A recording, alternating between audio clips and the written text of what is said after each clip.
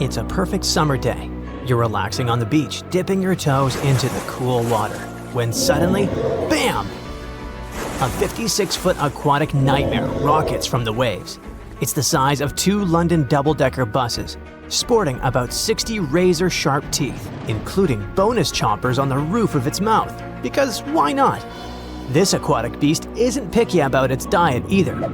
Sharks? Turtles? Other sea monsters? Yep, they're all on the menu. Meet the mosasaur, a group of marine reptiles that ruled the oceans millions of years ago. If you've seen Jurassic World, you'll recognize them as the stars of that epic moment when a massive creature leaps out of the water to snatch a great white shark like it's sushi. That's a mosasaurus, and it's every bit as terrifying as it sounds. Recently, scientists stumbled upon a fossil of one of those marine monsters in, of all places, Mississippi. Yes, Mississippi, the land of magnolias and catfish. Turns out it's also home to ancient sea dragons. This discovery was a happy accident. A team of geologists was mapping the terrain in east-central Mississippi when they noticed something strange poking out of the ground. It wasn't a rock or seashell. It was a vertebra. And a massive one. In fact, it was so large it barely fit in the hand of the scientist who found it. The fossil likely belonged to the largest known species of mosasaur, the Mosasaurus hoffmanni. Now, the biggest mosasaur ever found clocked in at a staggering 56 feet long. This new specimen hit a solid 30 feet at least, and while it might not break the world record, it certainly makes the crown for the biggest mosasaur ever discovered in Mississippi. Fun fact, that's still longer than the average RV, and with way worse gas mileage. To be fair, the Mississippi Museum of Natural Science already had a couple of mosasaur fossils in its collection. But this newcomer might just steal the spotlight. And this isn't an isolated incident. In 2015, paleontologists unearthed the skull of a 24-foot-long mosasaur in North Dakota. Years later, a private fossil hunter, yes, that's a thing, found an equally huge mosasaur in Texas. Well, its jaw at least. These sea monsters, also known as sea dragons, by the way, actually have one of the wildest origin stories in paleontology. The very first skull was found way back in 1764 in a chalk quarry in the Netherlands. And at the time, scientists thought it was a whale. Then came a second skull, which was so impressive that French revolutionaries literally looted it during the siege in 1794. Legend has it they swapped it for 600 bottles of wine. Doesn't sound like a fair trade to me. That fossil actually helped pioneer the concept of extinction and got paleontologists buzzing for centuries. Since then, mosasaur fossils have popped up all over the world, like ancient scaly celebrities leaving their mark. From the Mississippi backwoods to the deserts of Morocco, from New Jersey to Belgium, scientists have uncovered everything from teeth to full skulls, sometimes even misplacing them in museum drawers for centuries. So what exactly were these terrifying titans of the deep? Well, let's just say, if ancient oceans had a most likely to eat everything in sight award, the mosasaur would win it. Picture a gigantic scaly torpedo with a mouth full of about 60 razor-sharp teeth, including some growing on the roof of its mouth like dental overkill. It had a long, muscular tail for propulsion and 4 paddle-like limbs that worked like turbocharged oars, letting it cruise through warm, shallow seas like a reptilian speedboat. Scientists believe they were close relatives of modern monitor lizards and snakes, which honestly just makes both of those animals way more terrifying. Some mosasaurs even might have had adaptations for sensing vibrations in the water, allowing them to detect movement from a distance, similar to how sharks use electroreception today. Their eyes were well developed too, giving them sharp vision in the dim ocean depths, a key advantage when hunting fast or elusive prey. But what really makes mosasaurs the stuff of prehistoric nightmares is their attitude. They were apex predators, and they knew it.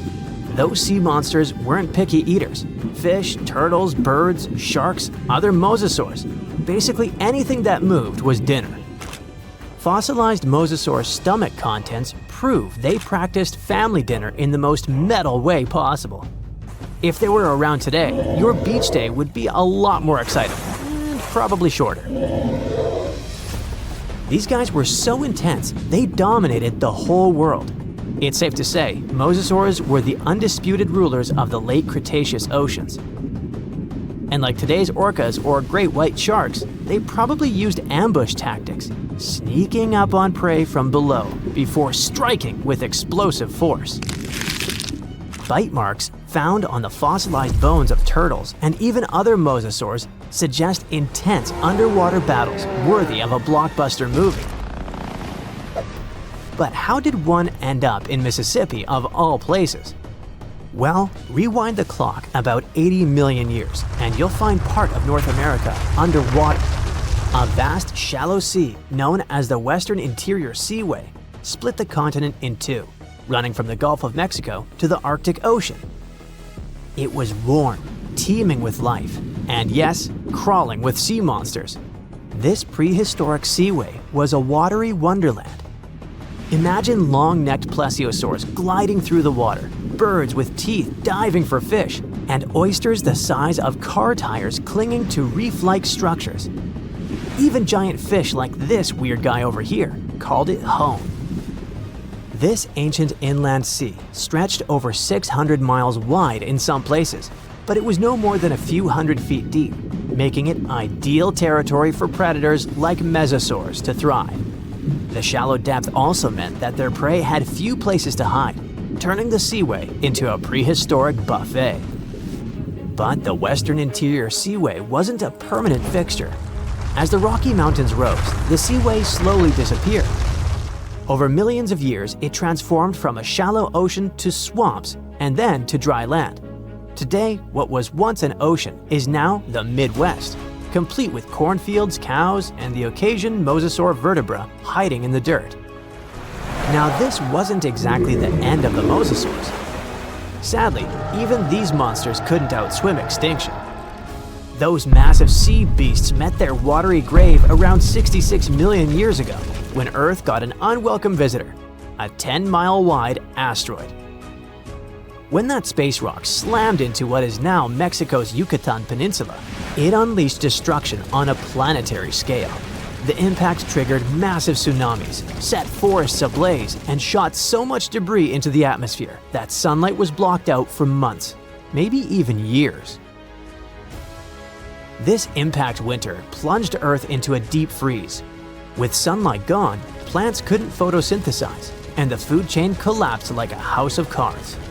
On land, plant eaters starved, and predators like T-Rex soon followed. About 75% of all species on Earth disappeared. But don't think the oceans were a safe retreat. The seas were hit just as hard, if not worse. First came the mega tsunami that devastated marine life along coastlines. Then, the real villain arrived. You see, without sunlight, phytoplankton, those tiny microscopic plants that serve as the foundation of the marine food web, perished. With them went zooplankton, small fish and filter feeders. And when the buffet dried up, the big predators like the mosasaurs went hungry. No food, no future. With plunging temperatures and ocean acidification, even the ocean's top predators couldn't survive. Mosasaurs, along with plesiosaurs and ammonites, were wiped out in the blink of a geological eye. So ended the reign of sea monsters. The good news is that you can now swim at peace knowing that no sea dragon will ever come at you. I mean, it's a bummer that they went extinct, but let's be honest, beach days are way more relaxing without 56-foot lizards crashing the party. 75 million years ago, North America was full of scary dinos, both walking and flying, and insects the size of birds. But the biggest predator there was something way scarier, a crocodile so massive it could swallow dinosaurs whole. This beast was roughly the length of a school bus, weighed more than 5 tons, and had teeth the size of bananas. Its name was Deinosuchus, which literally means terrible crocodile. And trust me, it lived up to that name. Scientists have found its fossils all across North America, from Mexico to Texas to New Jersey and Montana. It means this monster could live pretty much anywhere it wanted. It wasn't picky. It roamed rivers, swamps, and even coastlines, and when it was hungry, anything that moved was fair game. Fossilized dinosaur bones show massive bite marks matching its jaw pattern. So yes, it actually took down dinosaurs. What's even crazier is its bite force. Based on skull reconstructions, scientists estimate it could crush bones with more power than T-Rex. So if a T-Rex ever got close to the water, it might have ended up as lunch. But Deinosuchus wasn't just a bigger and meaner version of today's crocodiles. It was more closely related to alligators.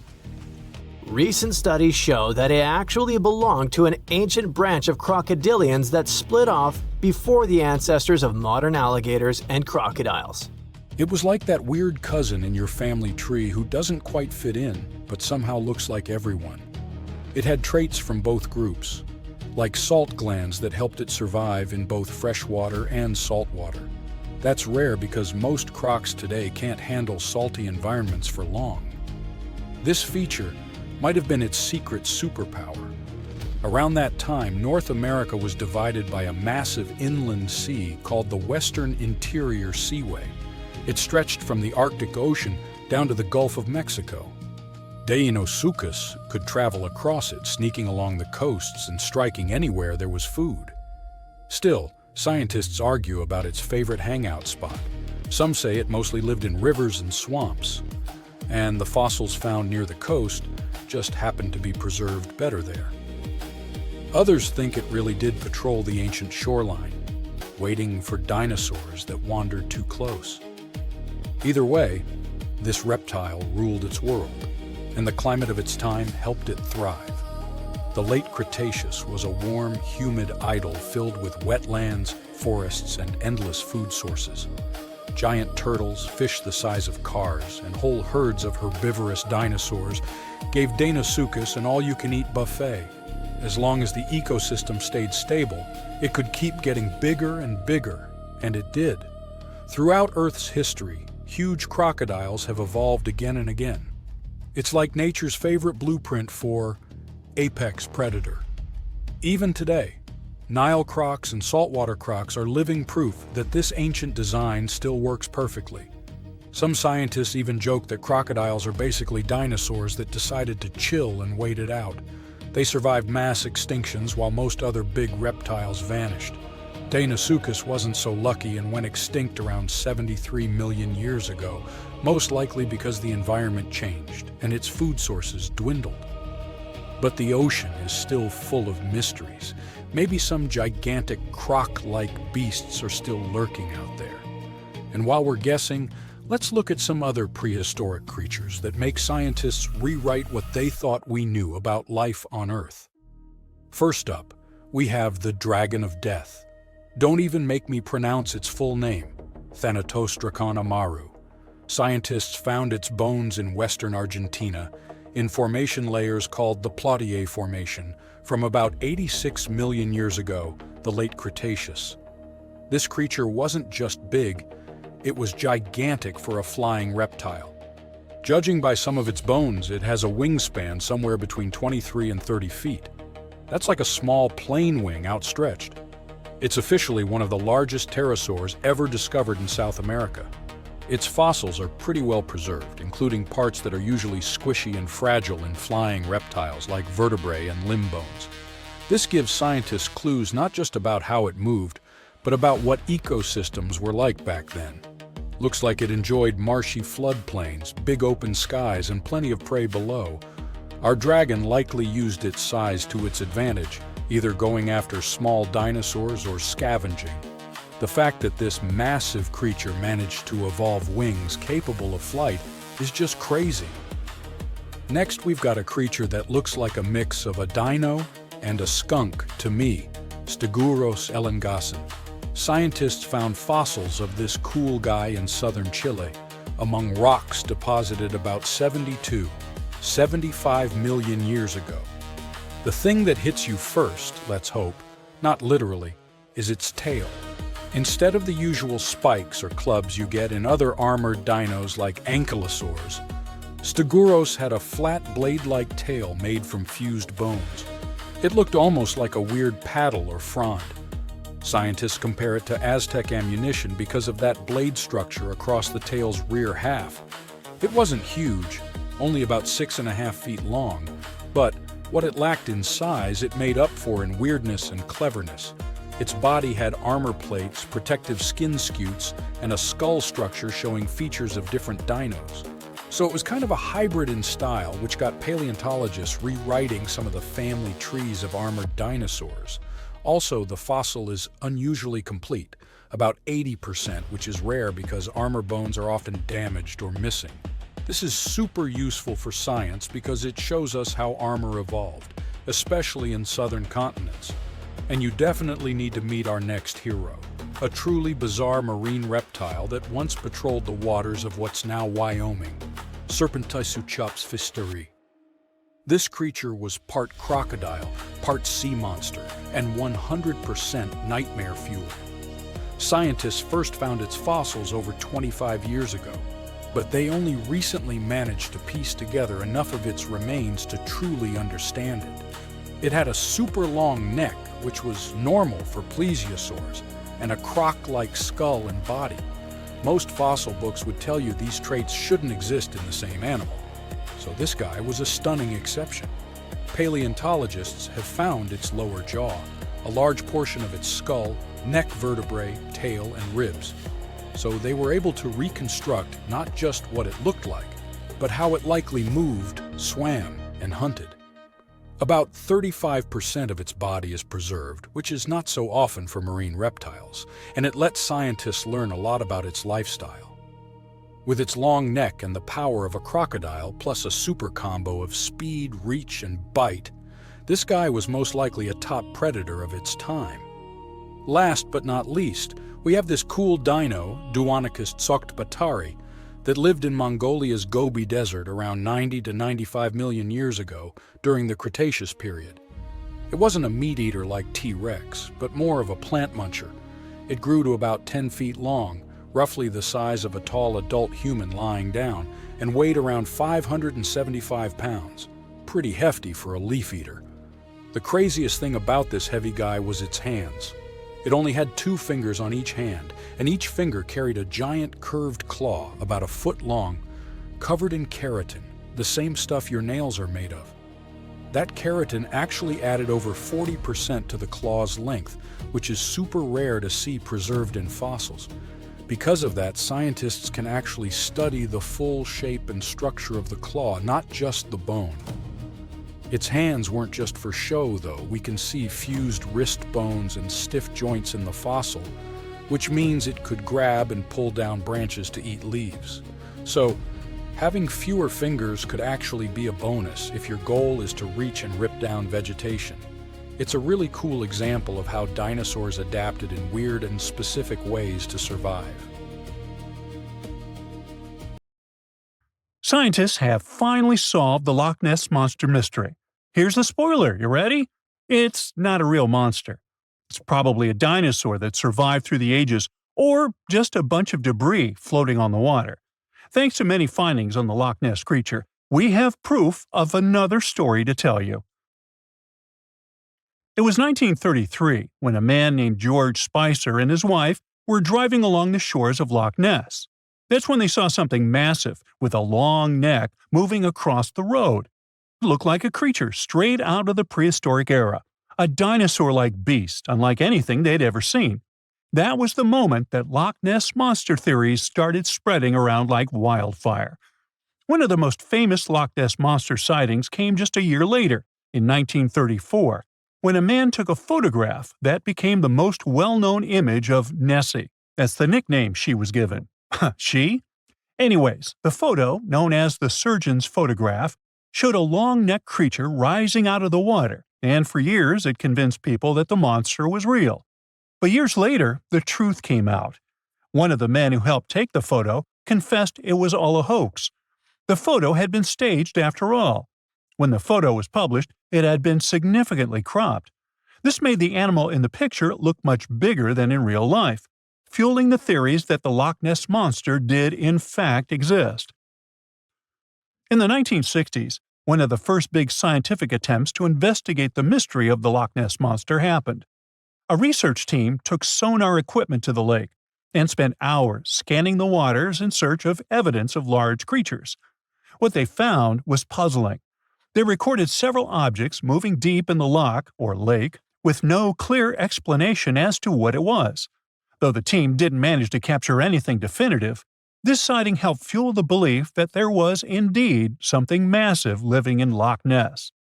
After that, research about the mystery of the Loch Ness Monster kept popping up. In 1972, with the help of underwater photography, some researchers managed to capture strange images, which got people's hopes up for a minute. But the truth is, this early research about the Loch Ness Monster was far from conclusive. Now, of course, not everyone bought into the mystical, magical theories about the Loch Ness Monster. Theory 1, from a professor of zoology at Oxford University, has made it clear that the monster is a biological impossibility. Hey, my pediatrician said that about me, too. Meanwhile, he says that no skeletal remains have ever been found in the region. Plus, no fishermen have ever caught anything resembling the creature in their fishing nets. For him, this works as proof that it simply can't be real. When it comes to the famous photos of the Loch Ness Monster as evidence, well, that's pretty simple. The professor offers a more down-to-earth explanation.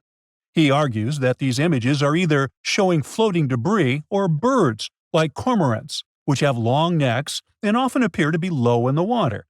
When people refute his suggestion, he takes us back to human psychology and explains that people often make mistakes and misjudge the size of things, especially when they just caught a glimpse of it, and even more so when they are hoping to see something specific. Now, many of those alleged photos depict an animal with a long neck and a small head, which has led some to believe that what they're seeing is a plesiosaur, a giant marine reptile that lived 215 million years ago and disappeared with the dinosaurs. The idea of a plesiosaur surviving all these years is a theory that's been around since the first sightings of the creature. But this researcher isn't buying it. He explains that no plesiosaur fossils have been found in the region dating to anything later than 66 million years ago. The idea of a prehistoric creature still lurking in the waters of Loch Ness just doesn't hold up scientifically. Then there's theory number 2, from a British naturalist who has spent over 50 years investigating the Loch Ness Monster phenomenon. His conclusion is a little less dramatic. He believes that most people who report sightings of long-necked creatures are misidentifying other animals. He suggests people think they are seeing a sea serpent. Reports of sightings from the Loch Ness Monster have been around since the 6th century CE, long before they were distilling Scotch whiskey or other explanations. Early reports of these sea serpents describe large creatures with long snake-like bodies and multiple humps. Some say the creatures were as big as boats, and many swore they saw something swimming in the waters. Many of these early sea serpent sightings may have been misunderstandings or exaggerations of normal animals in the loch, like large fish or even swimming birds. They could have been large eels, which are known to live in Loch Ness. These eels, especially when they're moving, might have given the impression of a long, undulating creature in the water. People who saw these eels from a distance, particularly in low light or misty conditions, might have mistaken them for something much more mysterious. Theory number 3 says something else. Nessie is just a series of standing waves. These happen when two boat wakes move in opposite directions, creating a big hump in the water that could look like a creature from a distance. Loch Ness enthusiasts even showed how it works, with footage from Fort Augustus, where a river meets Loch Ness. These enthusiasts had big plans to use drones with infrared cameras and special underwater microphones to search the loch. Now, Loch Ness is massive, stretching around 23 miles long and more than 700 feet deep. So, they thought they needed drones and infrared cameras to put an end to this discussion. But despite everything, they haven't found Nessie. But it's not only the Loch Ness Monster that lacks scientific explanation. There have also been scores of sightings of yetis and Sasquatches, that no one can really explain. Folks have made movies, dreaming of finding the truth about these creatures. But, according to recent research and evidence, it looks unlikely that we'll ever find definitive evidence of their existence. Science says they can explain Sasquatch sightings, and this is how. Biologists who study wildlife using camera traps, which are set up in remote areas to capture images of passing animals, have long attempted to find elusive species. These cameras detect movement and snap pictures, providing invaluable data on the biodiversity of different ecosystems. As camera traps collect more photos over time, the number of species recorded grows. However, after a while, the number plateaus, suggesting that no new species are being detected. While it's impossible to claim 100% certainty, researchers say that after significant camera deployment, it's safe to say the likelihood of discovering new species, especially large ones like Bigfoot or the Yeti, drops significantly. Camera trap studies have been running for years in regions where these creatures are rumored to live, but so far, no conclusive evidence has surfaced. Instead, the supposed proof of Bigfoot or the Yeti often comes from blurry photos or shaky videos taken by individuals who claim to have encountered them. The scientific understanding of biology also makes the existence of Bigfoot highly unlikely. Often described as a great ape, Bigfoot would have had to evolve in North America.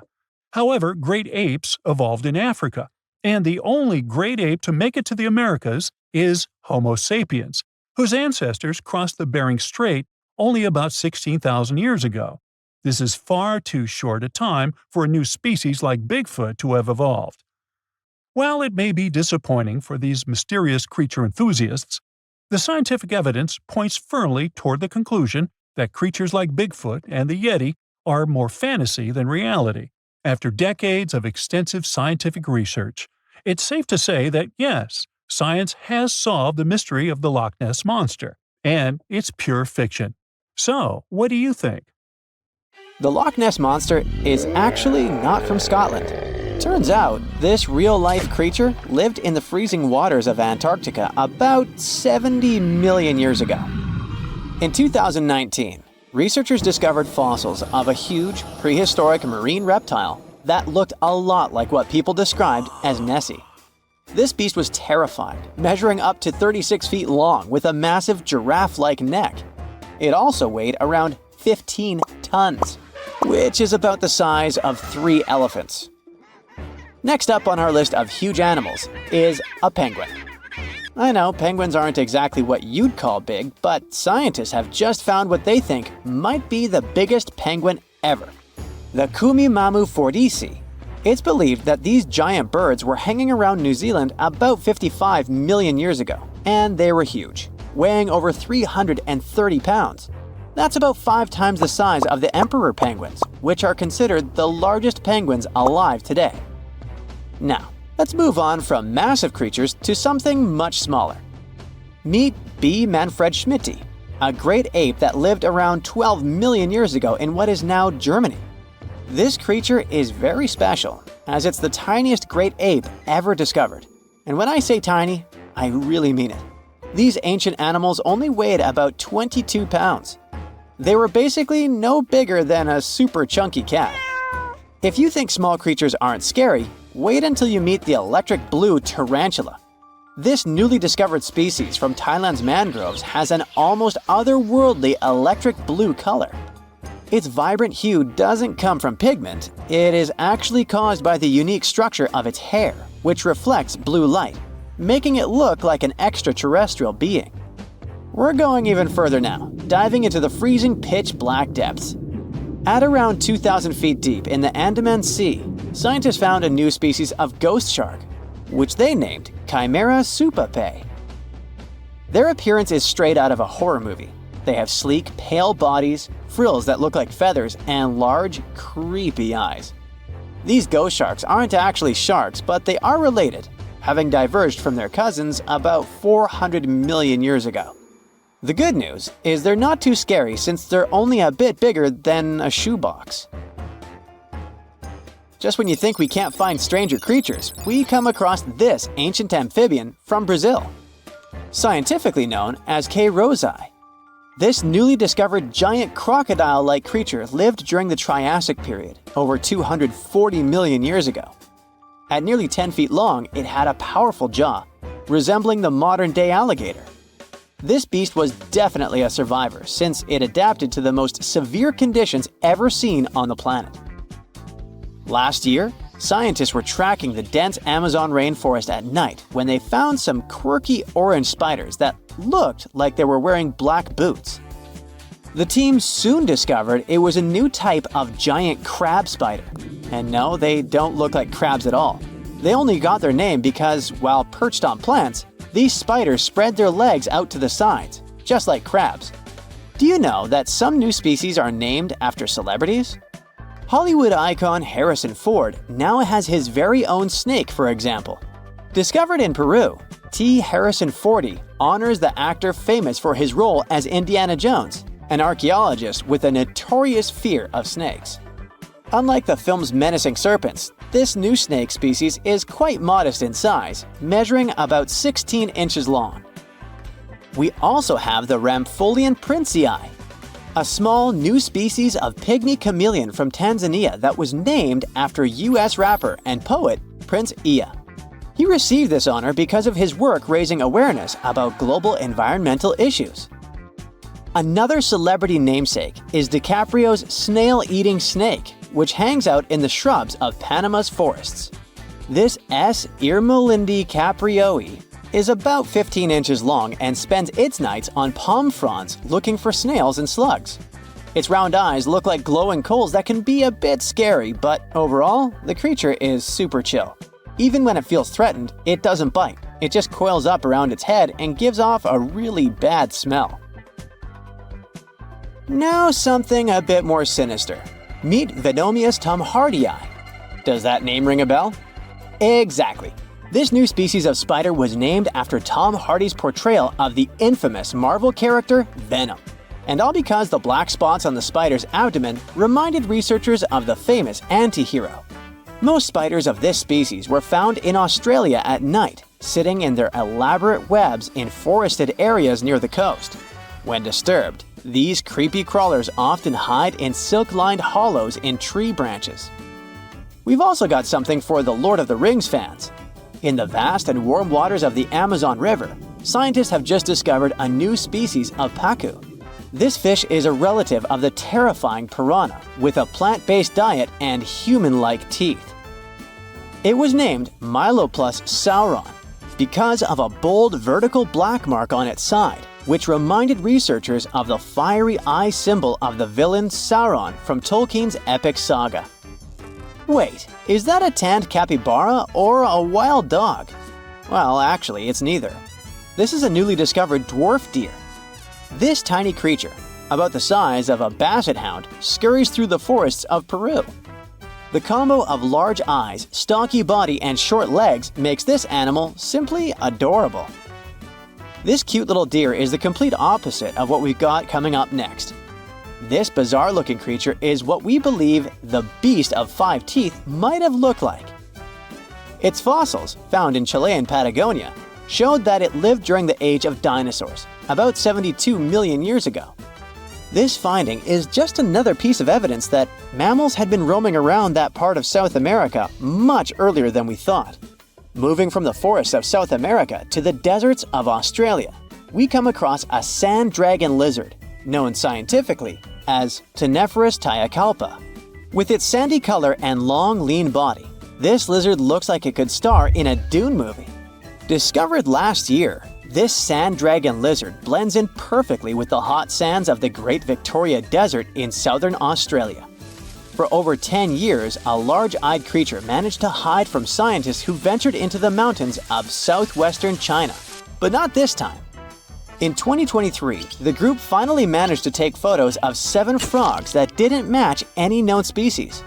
They're now known as Leishan odorous frogs, a species that grows to be about 2 inches long and has small bumps all over their grass-green bodies. Off the coast of Chile, we have recently found a seamount nearly 4 times as high as the Burj Khalifa. Underwater mountains are usually home to beautiful life forms, like sponge gardens and ancient corals. But this Chilean seamount also hid a creature known as the flying spaghetti monster. It's a rare type of squid with long noodle-like tentacles that make it look like an underwater pasta dish. Including its tentacles, this strange creature can be over 130 feet long. Recently, scientists were diving into the cold waters of the Antarctic Peninsula when they thought they had found an ordinary dragonfish swimming by. But there was something unusual about this one. It turned out that this fish had two darker vertical stripes along its slender body. That's when they realized they were looking at a new species, the banded dragonfish. From bizarre sea creatures to a cute one. In 2017, locals were diving near Kume Island in Japan when they found the skeleton panda sea squirt. This deep-sea oddity quickly won people over with its look because its black spots actually resemble a panda bear's eyes and ears. At least if you have a good imagination. This unusual creature filters water to catch its food, and is yet another reminder of the ocean's hidden wonders. There are plenty of fish in the sea. Some of them look totally like Nemo or Dory. Then there's the butterfly fish and fancy guppy, which is indeed really fancy. And then there's... What on earth is that? I would definitely not pay for a diving experience to see this guy. The anglerfish has the unofficial title of the ugliest animal in the world. But I wouldn't dare to break that news to it. There are more than 200 species of anglerfish currently swimming somewhere in the gloomy depths of the Atlantic and Antarctic Oceans, up to a mile below the surface. Some of them prefer different living conditions, the shallow tropical environments. Different kinds of anglerfish vary in shape and size, from the famous black sea devil to frogfish, monkfish, footballfish, goosefish, batfish, and sea toad. The larger ones can be half as long as a full-sized bed, but most are less than a foot long. Since the choice of meals where these guys live isn't that huge, they had to come up with a unique hunting strategy. They don't waste their priceless life energy on following prospective prey. Instead, they use a piece of dorsal spine that sticks above their mouths like a fishing pole, hence the name of the fish. There's a sac of bioluminescent bacteria that glows brightly in the dark at the end of that rod. The light lures prey, and all the anglerfish has to do is wait, and then enjoy its lunch delivered right to its mouth. Their bodies are pliable and huge, so they can easily swallow prey twice their size. Deep-sea anglerfish eat whatever they can find.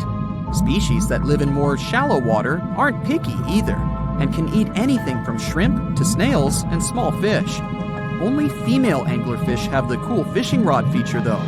So what about their males? Finding a soulmate deep under the sea isn't that easy. I mean, literally, there's no light down there. Plus, there are frigid temperatures and low oxygen levels. Anglerfish can't afford to go on many dates in those conditions, so they mate for life.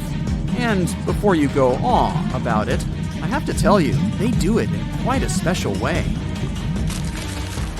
Male anglerfish are much smaller than their ladies. The contrast is so striking that when researchers first got interested in their love life, they thought those males were actually the offspring, or larvae, hanging out next to their moms.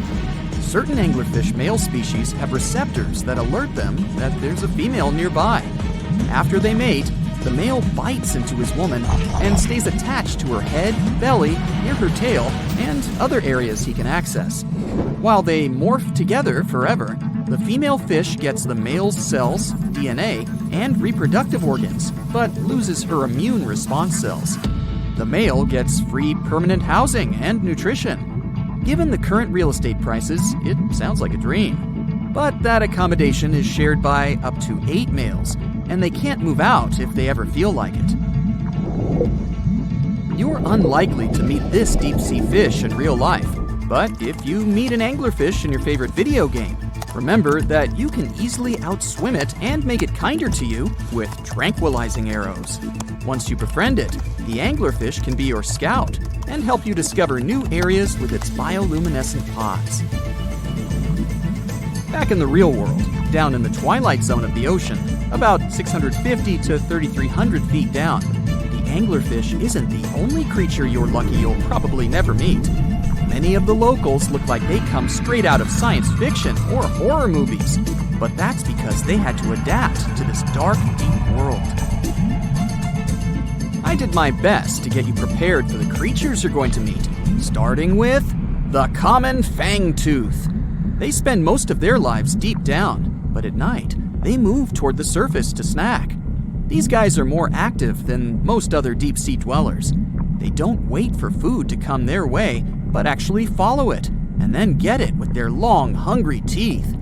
They don't have a built-in light bulb like the anglerfish, so they've developed a great sense of smell and use as much sunlight as they can get there in the depth to get around. Sometimes, even the shadow of a passing by prospective prey is enough for them to switch to action mode. And though they don't look too charming, they're completely harmless to humans if you ever run into one of these guys. Stoplight Loosejaw sounds like a great name for an alternative band, but it's actually another deep-sea resident with sneaky hunting habits. It has special light-producing photophores under each eye. They emit green and red light like a stoplight, hence the name of the fish. Unlike other fish, these guys hardly ever leave the twilight and midnight zones. Their lower jaw is a quarter of the total body length, and the stoplight keeps it open all the time, hoping to get some lunch. It looks like a ferocious predator, but mostly prefers zooplankton with an occasional dessert of shrimp, krill, and fish. I'm sure you didn't expect to meet a hybrid of an eel and a bird, but here it is! The slender snipe eel has a beak, much like that of a bird, with curving tips. The beak is equipped with tiny hooked teeth that the eels use to catch the antennae of delicious shrimp. And it sure is slender, stretching up to 5 feet and weighing only a few ounces. Scientists don't know all of this guy's secrets, since it's pretty tricky to study in their natural habitat. But it looks like they only produce offspring once in a lifetime, and then pass away.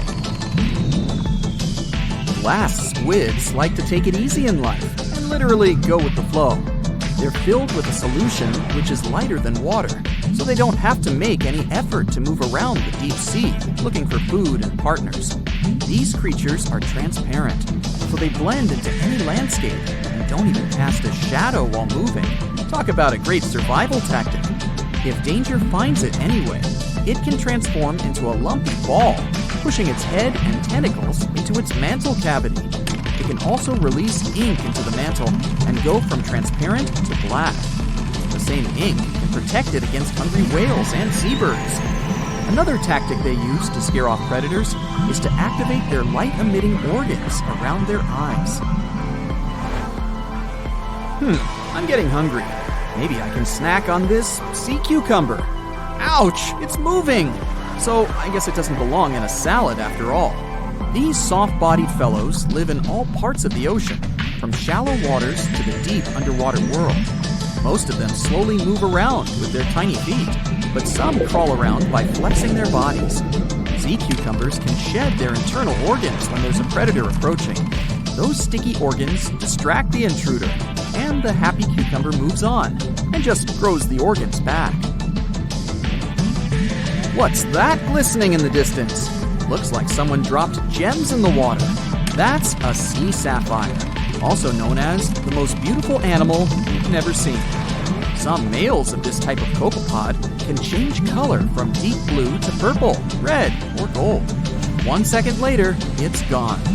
And it's back, shimmering bright.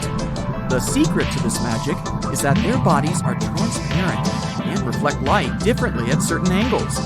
It looks like it's their way of communicating between each other and attracting mates. Female sea sapphires don't have the same superpower, but their eyes are bigger compared to males, probably to spot them from a distance. Males roam wild and free, and their ladies stay in the crystal palaces of strange barrel-shaped jellies called salps. Now imagine a creature with a body that is reminiscent of a cuttlefish, with eyes sticking out from stalks like a funky headband, fins on its tail, and a long skinny nose ending in a mouth full of teeth. Or maybe this thing could be a claw. Yup, the Tully monster is on the move. It's definitely one of those freaky creatures you wouldn't like to face while scuba diving somewhere. Luckily, it went extinct 300 million years ago. This unusual marine beast was discovered in the 1950s in Illinois, and scientists couldn't even agree what it really was. Some thought it was a vertebrate, which means a group of creatures with a spine, like us humans. But a team of researchers in Japan studied many fossils of the Tully monster, using advanced laser scanning technology to check them in detail in 3 dimensions. There's still a lot they don't know about the Tully monster, but they managed to realize it didn't have any spine at all. Now the next step was to see what type of invertebrate it was. Could it be vertebrate-like, such as a landslide? Or are we talking about something closer to snails and worms? They also discovered the creature had segmentation in the head area that extended from its body, and that's not something bony creatures have. Still, in recent years, some researchers had the idea the Tully beastie could be related to jawless fish, such as lampreys. These fellows belong to the most ancient group of vertebrates, and are not pleasant to see either. In the case of lampreys, we're not talking about extinct animals. They're still out there somewhere, wandering the ocean and scaring other animals, or you, if you see it in the northern and western parts of the Atlantic Ocean where they live. And they've been here really long, even before the dinosaurs. A long time ago, long before humans or I even existed, there were eurypterids, weird creatures from a group we call arthropods, which includes spiders, insects, and crabs. But eurypterids were unlike anything you've ever seen before. They had a body shape similar to horseshoe crabs, with many segments that made up their body. Instead of legs, they had special appendages at the front that acted like oars. Some even call them giant scorpions, but most eurypterids were actually quite small, except for this special one, which was truly enormous. It could grow to a staggering length of about 8 feet. Wow! The next time you see a crab scuttling along the beach or a spider swimming its web, remember, we're lucky we only got mild versions of their ancient relatives, which, by the way, disappeared hundreds of millions of years ago. Whew. Now, some eurypterids were pretty fierce and fast predators. They would swiftly swim after their prey, chasing them down in the water. Others were more like scavengers, living on the bottom and feeding on whatever they could find along the way. They had a taste for the leftovers, like some sort of cleanup crew of the ancient oceans. Eurypterids love to spend their time in brackish water environments. It's water with more salinity than fresh water, but still less than seawater. Now imagine you're just floating around and all of a sudden you see this guy. No, it's not some weird tiny spaceship, and you won't see it floating in space, even though that's where it would perfectly fit in, as some weird creature from another planet you'd see in sci-fi movies. You'd actually see it floating in the sea because we're talking about a really small animal with enormous eyes called Dilophosaurus. Each of its eye bulbs was about a quarter of its whole body length. That's what gives it that space look, like it might live on one of the oceans under the surface where we look for life, like Europa, one of Jupiter's moons, or Titan, Saturn's biggest moon. I could easily imagine creatures like Dilophosaurus giving us a warm welcome once we get to Mars, too. Dilophosaurus had great vision. It would keep a keen eye out for any movement in its surroundings. Once it noticed something, it would swiftly launch its spiky appendages forward. At first, these things looked like tools for fixing stuff, but Dilophosaurus actually used them to capture smaller arthropods. The unusual thing is that even though it had such great eyesight, Dilophosaurus still spent most of its time catching prey in brighter waters near the surface. And yet, scientists found its fossils in the rock layers that are more often associated with darker environments, where animals such as deep-sea crinoids and vampire squids reside today. It's confusing. But one of the explanations for this says it's possible these deep-sea creatures actually lived in shallower waters in the past and later ended up in the depths as the geography of our planet changed over time. No one knew what Dilophosaurus really was. It could belong to a group of arthropods, and it seems to me that's where most of the world's weirdest creatures are. Some believe it could be related to mantis shrimp, while others compare it to blind, worm-like crustaceans that live in dark underwater caves. And check out this enormous worm lurking beneath the sandy ocean floor, patiently waiting for its next meal to swim by. These ancient creatures were like stealthy predators, perfectly camouflaged in their sandy lairs. And now, 20 million years later, scientists have found the remains of their hidden hideaways.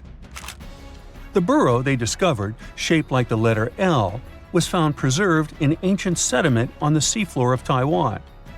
It was around 7 feet long and only an inch wide. That's where the ancestors of modern bobbit worms live.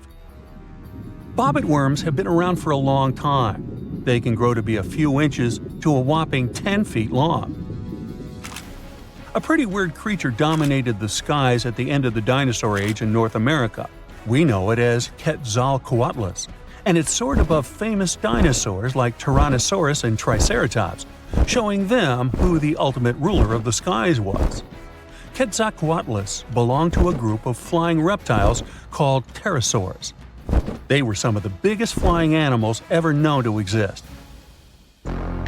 When you think of Quetzalcoatlus, imagine an animal as tall as a giraffe. These incredible creatures had long necks, small bodies, long legs, and wings that were relatively short compared to their size.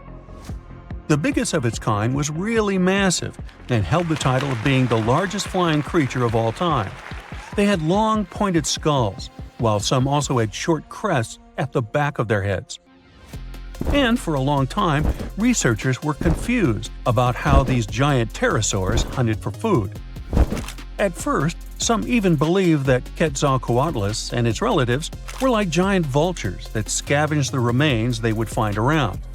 They drew such a conclusion because Quetzalcoatlus fossils were found inland, away from the coast where other big pterosaurs were found, such as the crested pteranodon. Plus, many thought these fellas were skilled at skimming, which means lurking over freshwater systems and catching fish.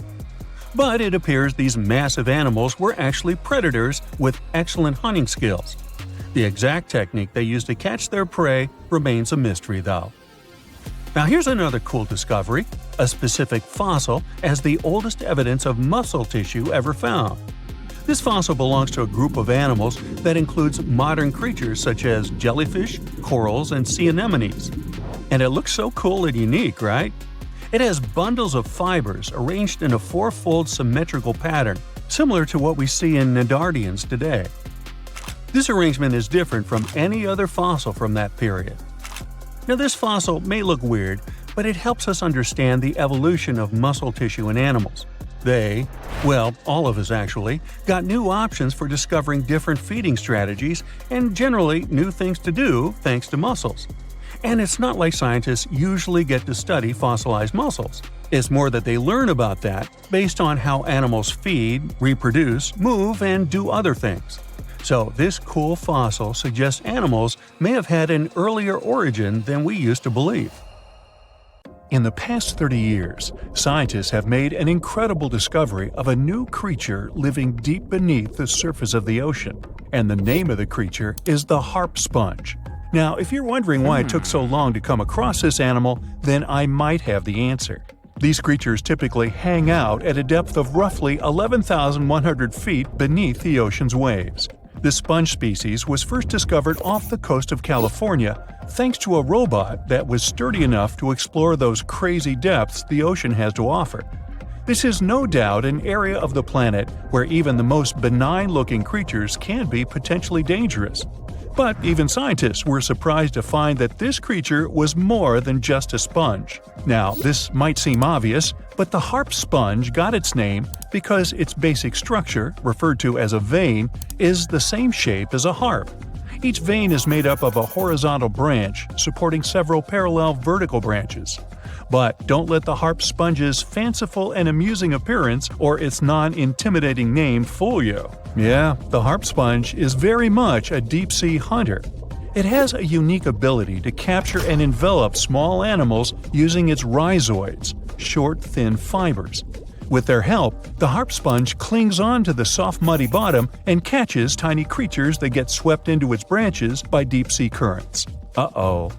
Other sponge creatures often feed by pulling bacteria and bits of organic matter from the seawater and filtering them through their bodies. But not our harp sponge. Instead, it snatches its future meal with minuscule barbed hooks that cover each of the harp sponge's branches. Now, harp sponges prefer tiny crustaceans like crabs, crayfish, shrimps, and prawns. Once the harp sponge has one of them in its clutches, it envelops the animal in a thin membrane before slowly beginning to digest it. So, pal, what's eating you? Oh, Harpo? Too bad.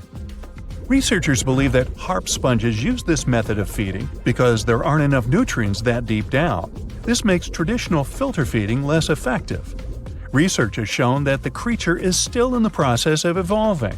Early harp sponges researchers found only had 2 veins, but later, scientists discovered other harp sponges that had 6 veins. The harp sponge might have evolved this elaborate candle holder-like structure to increase its surface area. In general, harp sponges typically grow up to a length of 1 foot, but researchers have seen a creature that was 2 feet in length. The harp sponge is not only very unusual, but also beautiful to look at. See those tiny white balls on top of the branches? Now, why don't we look at some other creatures that live below the photic zone of Earth's oceans? The photic zone means the area beneath the ocean surface that still receives some sunlight. Thanks to this, there are loads of different creatures and organisms living there. Any animal living beyond this layer qualifies as a deep-sea creature. The Tomopterus worm is a segmented worm you can find in the twilight zone of the ocean. This is the area that lies between 650 and 3,300 feet beneath the surface. These creatures are often no more than 1 inch long, but the largest of them can grow up to 1 foot. While swimming around and feeding, these worms do what researchers describe as an amazing smooth dance. That's because the creatures can swim extremely quickly and maneuver at tight angles with ease. Now, I know most people hear the word worm and think of the common earthworm, so it's quite interesting to know there's a deep-sea worm out there that never leaves the water during its entire life. Similarly, most of us try to avoid jellyfish that either rest on the sand or sit on top of the ocean waves. This isn't the case with a crocodile jelly. That's a deep-sea creature too. This beautiful jellyfish is mostly ruby red, bright orange, or electric purple. That's what helped researchers realize they had found a new species of jellyfish. The creature grows to a maximum size of 1 inch across. It has tentacles that stretch out in every direction. Now, if you come close to this jellyfish, it'll pull all these tentacles in toward its body before rapidly swimming away to avoid danger. Yes, you are dangerous. The crocodile jelly is extremely rare. You won't see it very often. You might need to borrow that deep-sea diving robot I mentioned earlier. While worms and jellyfish might seem quite harmless, this isn't the case with the Pacific viperfish. Ooh. This creature is equipped with a noticeably big mouth, like me, and the needle-like teeth inside are key to its hunting strategy. Pacific viperfish live at around 5,000 feet below the ocean surface, but they're among those numerous marine animals that migrate each night from the ocean depths toward shallower waters to dine. What's on the menu for dinner tonight? Lots of small fish and shrimp. The creature can grow up to 12 inches in length. Its 2 front fangs, which stick up from the fish's bottom jaw past its own eyes, are especially dramatic. When the fish unhinges its jaw, its mouth can open wide enough to engulf smaller animals, and the teeth form a cage to prevent an escape. Now, have you ever seen an underwater creature that looks like a strawberry? Trust me, it does exist. Just look at these dots on the strawberry squid. The creature has a big eye and a smaller one. You might think this unconventional pairing would be awkward and uncomfortable, but it's actually the opposite. The big left eye looks upward. It spots shadows cast by other animals in the dimly lit waters above. The eye's tubular shape helps it collect as much light as possible. On the other side of the squid's head, you can see its right eye. It's small and looks downward. This eye searches for flashes of bioluminescence produced by animals lurking in the darker waters below. Now, bioluminescence means the production and emission of light by living organisms. By the way, the squid has a nickname. And no, it's not squiggy, although that's a great one. It's known as the cockeyed squid. This is simply due to the remarkable difference in size between its two eyes. I think I like squiggy better, and so it goes. Since light doesn't reach the deep sea, the strawberry squid's body actually looks black. This helps the creature hide from enemies, such as sharks and dolphins.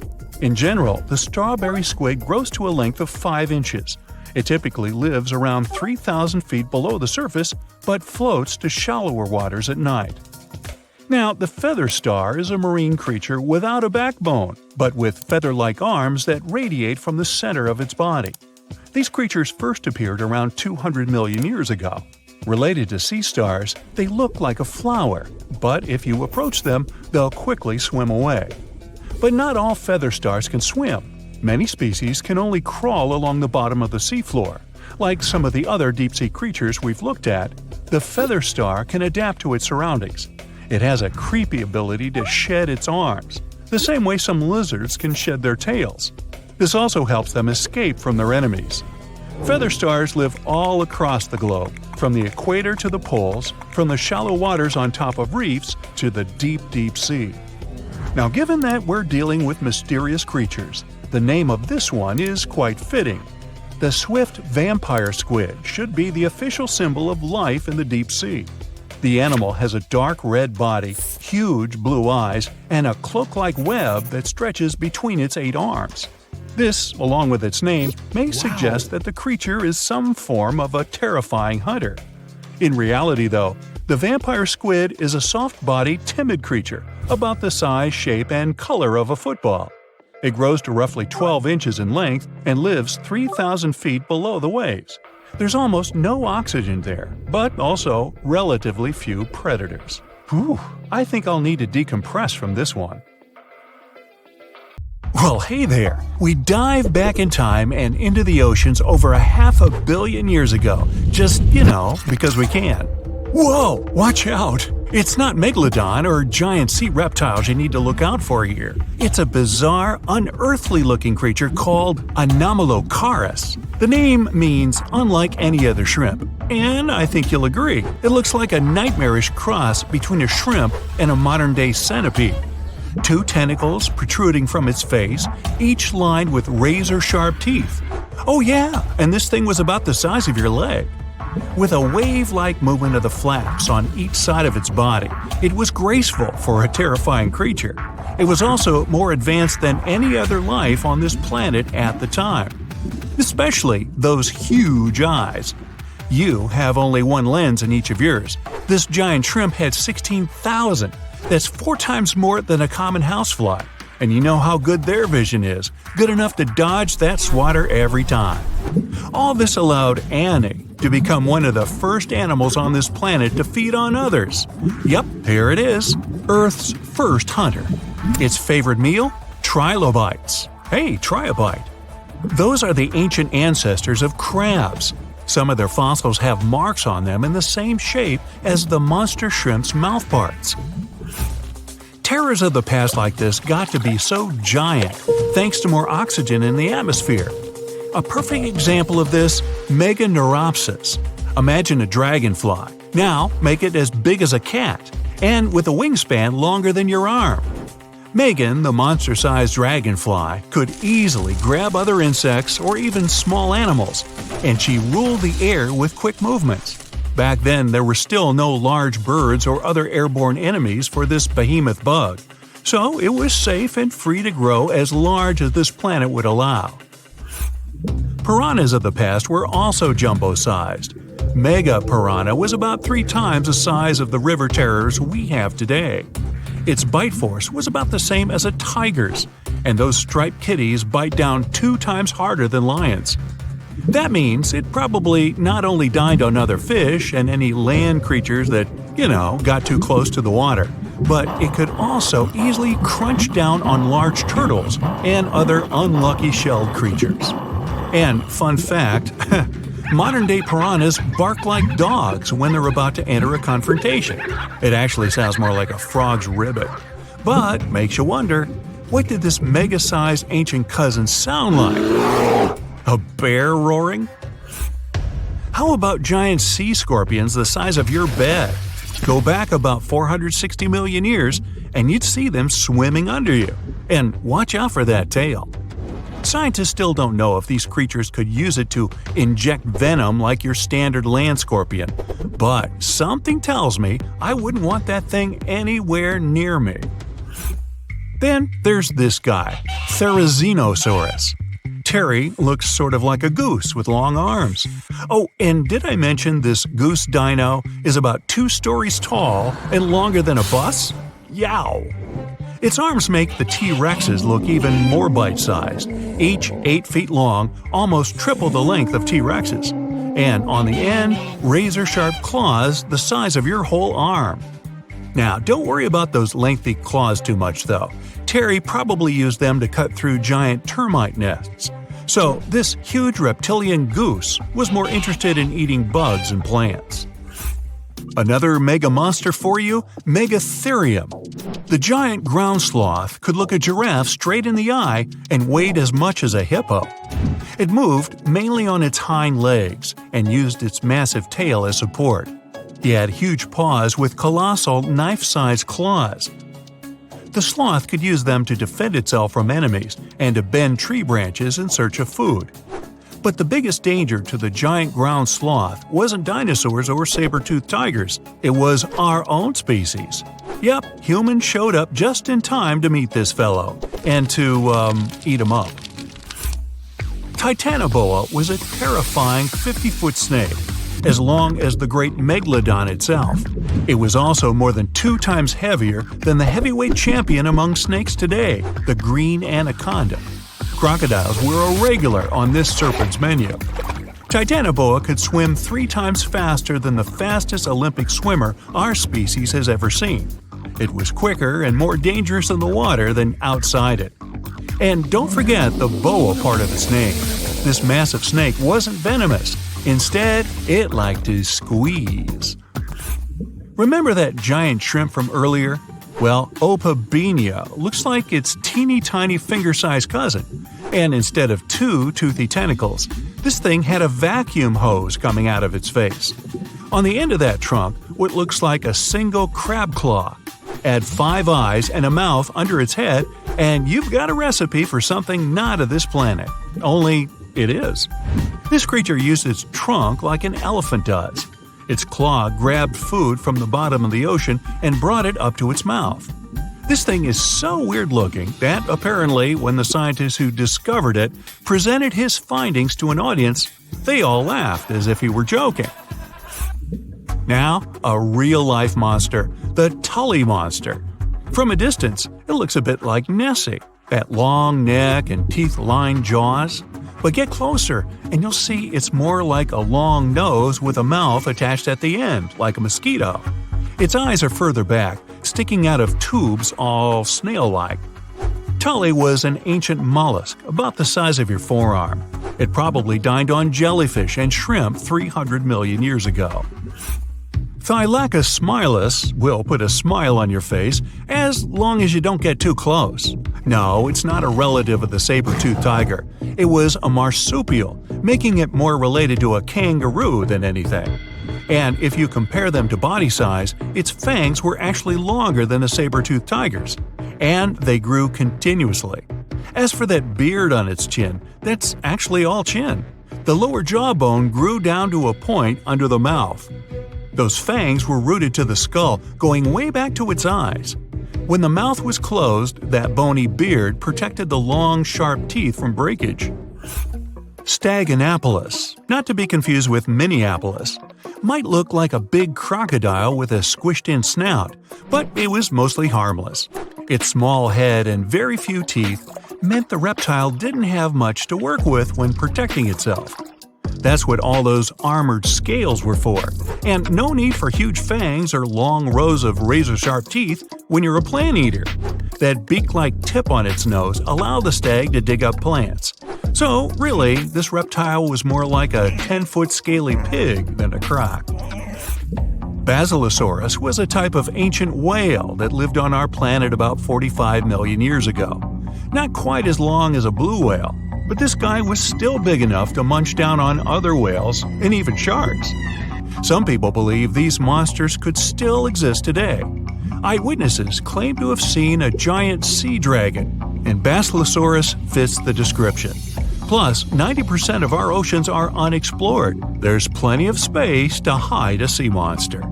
But scientists haven't found any fossils of this ancient whale younger than 3.7 million years. So, this myth is busted. Stegosaurus is one of the most recognizable dinosaurs that ever lived. It can easily be distinguished by those huge spikes on its tail and the bony plates on its back. It was twice as long as a giraffe and nearly 5 times heavier. But compared to its body size, it had the world's smallest brain. It was no larger than a dog's. Pelagornis had the largest wingspan of any bird ever discovered. It was twice the size of the largest bird today, the wandering albatross.